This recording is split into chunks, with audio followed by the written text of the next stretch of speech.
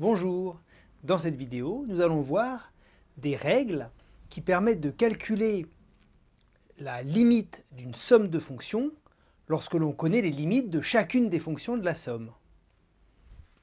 Il ne s'agit pas de règles de calcul, il s'agit de propositions que l'on va démontrer au second semestre, mais comme pour l'instant on ne les démontre pas, c'est vrai que ça ressemble un petit peu à des règles qui permettent de calculer des limites de somme. Soit deux fonctions f et g qui vont dans l'intervalle i dans R, a un élément de l'adhérence de i, et puis L et K de réel. Alors, si la limite de f en A est égale à L et la limite de G en A est égale à K, alors la limite de f plus G en A est égale à L plus K.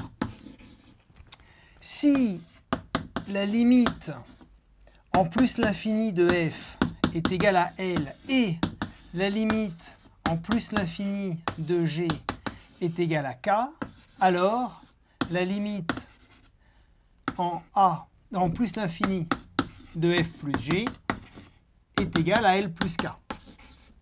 Si la limite en A de f est égale à plus l'infini et la limite en A de G est égale à plus l'infini, alors la limite en A de la fonction f plus G est égale à plus l'infini. Eh mec, stop là! Arrête un peu ta litanie là! Il y a trop de cas, on va pas regarder tous les cas. Il suffit de poser L, qui est un réel, plus l'infini, égale plus l'infini, L plus K égale L plus K, là il n'y a rien à dire, et puis plus l'infini égale plus l'infini. On va pas non plus écrire 25 cas différents. Eh bien moi, je trouve que c'est une bonne idée. Je trouve que c'est une bonne idée de pouvoir faire ce genre d'opération. Alors ce que je vous propose, c'est de définir un nouvel ensemble que je vais noter R bar, qui est la réunion de R avec deux éléments supplémentaires, plus l'infini et moins l'infini. Ces deux éléments, j'aurais pu l'appeler petit a, petit b, mais je vais les appeler plus l'infini, moins l'infini. Donc R bar, c'est R union cet ensemble. Donc maintenant, il y a tous les réels dans R bar, et puis il y a deux éléments supplémentaires. Alors pour pouvoir écrire ce genre de choses, eh bien, je vais écrire la table d'addition dans R bar. Est-ce que vous pourriez le faire? Une table d'addition, j'en ai pas fait depuis le CE2, mais pourquoi pas? Alors, eh bien voilà, j'ai un tableau, ici j'ai les valeurs de A, ici les valeurs de B. Dans le tableau, je vais vous mettre les valeurs de A plus B. Allons-y, allons-y. Alors, moins l'infini, ça fait moins l'infini plus K, ça fait moins l'infini. K est un réel ici. Moins l'infini, ça fait 0. L moins l'infini, ça fait moins l'infini. L plus K, vous voyez, c'est l'addition dans les réels. L plus l'infini, ça fait plus l'infini. Plus l'infini moins l'infini, ça fait 0. Plus l'infini plus K, ça fait plus l'infini. Et plus l'infini, ça fait plus l'infini. Et voilà, terminé. C'est pas la peine d'avoir 50 000 trucs. Non. Non, ce n'est pas aussi simple que ça. Parce que si je regarde par exemple x plus 1 moins x, et que je regarde la limite lorsque x tend vers l'infini, eh bien x plus 1, il tend vers plus l'infini. Moins x, il tend vers moins l'infini. Et pourtant, c'est égal à 1. Donc, moi, je suis désolé, mais ça me paraît pas clair, votre histoire. Ah ouais, c'est vrai. Plus l'infini moins l'infini, ça fait 1. Bon, d'accord. Pareil ici, j'imagine. Bon, je me suis trompé, ça arrive. Mais non, ce n'est pas possible, parce que ici, j'ai pris 1, mais si je prends 2, x plus 2, il tend vers l'infini, moins x, il tend vers moins l'infini, et donc ça tend vers 2. Et donc ce 1 là, ça va pas du tout. Non. Ici, le problème, c'est que justement, on ne peut pas définir plus l'infini, moins l'infini.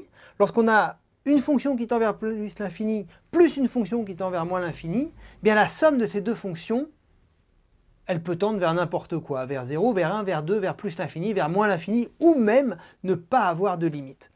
Et donc ici, eh bien, c'est non défini.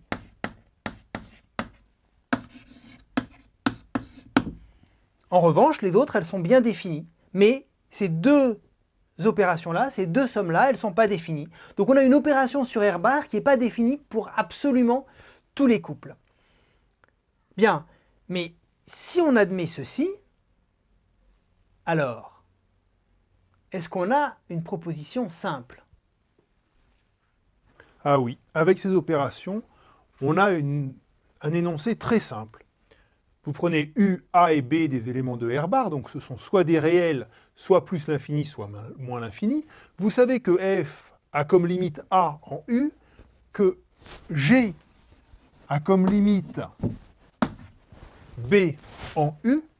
Alors, si A plus B est défini, donc on n'est pas dans ces deux cas-là, mais dans tous les autres cas, si A plus B est défini, alors F plus G possède une limite en U, et la limite de F plus G en U est égale à A plus B, qui est justement bien définie. Eh bien, au lieu de tous les énoncés possibles, j'ai un énoncé simple qui résume bien toutes les limites de somme possibles. Évidemment, si F plus G, si A plus B n'est pas défini, ma proposition, eh bien, elle ne dit rien. Il y a quand même une idée. Dans le cas général, lorsqu'on a une somme de termes et que l'on veut étudier la limite, il y a une idée quand même à vraiment avoir. C'est de mettre en facteur le terme le plus gros. Si c'est par exemple T3 qui est le plus gros, eh bien on va l'écrire T3 facteur de T1 sur T3 plus T2 sur T3 plus 1 plus T4 sur T3. Et quand même l'idée c'est que ces termes-là ils vont être petits devant 1. Donc c'est vraiment une idée à avoir en tête, ça ne marche pas toujours, il n'y a pas dit de manière générale, hein, mais c'est quand même quelque chose à toujours garder en mémoire lorsque vous avez une somme de termes, essayez de mettre en facteur le plus gros. Morale. Dans un calcul de limite de somme, lorsqu'il y a une forme indéterminée, tu mets la grosse moula en facteur et tout va bien. Travailler dans R bar avec une somme définie comme ceci, c'est très pratique, ça permet d'avoir quelque chose de succinct qui résume un grand nombre de cas. Mais il faut faire un peu attention parce que ce n'est pas général. Entre nous, maintenant, on se comprend. Mais si on travaille avec d'autres personnes, c'est pas évident qu'ils connaissent ce formalisme-là. Donc, il faut faire un petit peu attention. Ça paraît simple, mais c'est pas aussi simple que ça peut en avoir l'air.